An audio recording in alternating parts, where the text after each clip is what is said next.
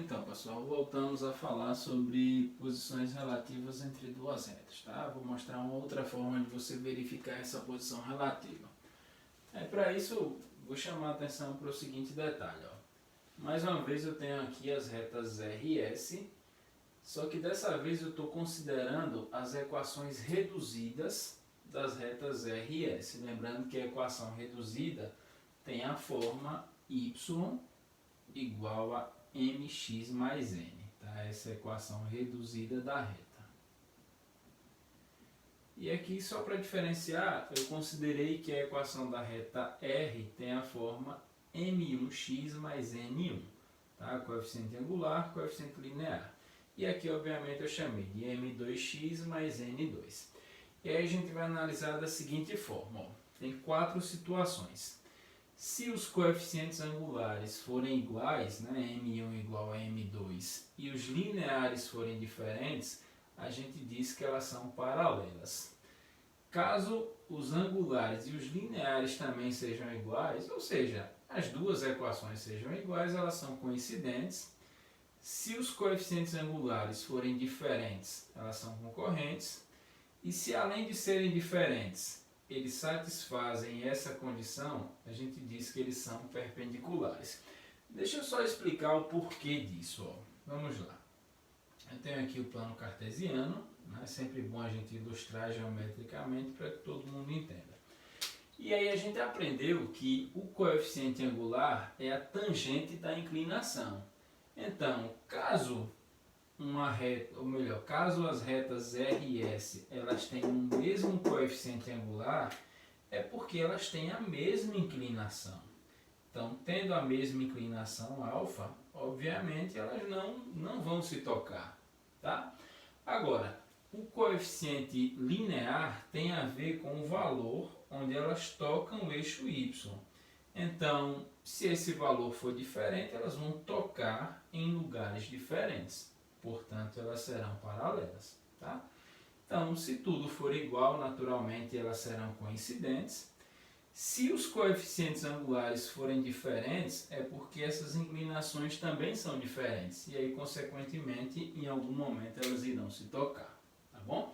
Então, vamos para o exemplo para ilustrar o que eu acabei de falar. Então, eu vou determinar a posição relativa entre as retas R e S, as equações estão aí.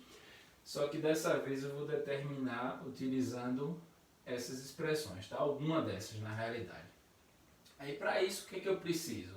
Identificar quem é o coeficiente angular e quem é o coeficiente linear de cada uma delas. Então eu preciso da equação reduzida. E note que aqui nós temos a equação geral. Mas aí a gente já aprendeu como é que faz a mudança de uma para outra, né? Então vamos começar pela reta R. A equação geral é 2x menos 3y mais 5 igual a zero. Eu preciso escrevê-la dessa forma. Então, para isso, basta isolar o y. Então, nós temos menos 3y igual a menos 2x menos 5. Tá? Eu posso mudar todos os sinais, afinal de contas é uma equação. Então, eu tenho aqui 3y é igual a 2x mais 5. E, finalmente, para isolar o y, eu tiro esse número 3 daqui, que passa dividindo. Né? Então, 2x mais 5 dividido por 3. Portanto, a equação da reta R é y igual... Eu vou fazer questão de deixar exatamente dessa forma. Então, nós temos 2 terços x mais 5 terços. Perfeito? A mesma coisa eu vou fazer com a reta S. Tá? Reta S. A equação geral é 4x menos 6y menos 1 igual a zero. Isolando y, menos 6y igual a menos 4x mais 1. Portanto, mudando os sinais, né? 6y igual a 4x menos 1. E aí o 6 passa dividindo, né? Y igual a 4x menos 1 sobre 6. Y igual a 4 sextos x menos 1/6. Agora sim, a equação da reta S.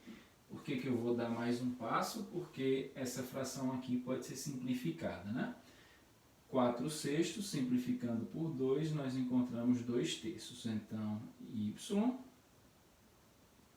igual a 2/3 x menos 1/6, que não pode ser simplificado. Então, agora vamos identificar, né, quem é M1, N1, M2 e N2. Quem é o M1? 2/3. Quem é o N1? 5/3. Quem é o M2? 2/3.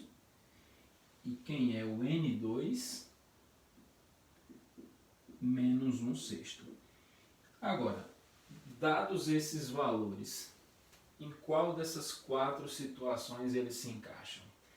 Note que M1 é igual a M2.